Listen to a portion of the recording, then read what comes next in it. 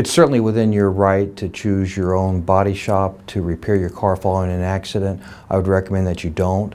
And the biggest reason is that you want to use a body shop that's approved by the car insurance company, because if something goes wrong with the repairs, the insurance company and that body shop will work it out and they'll get the car fixed properly.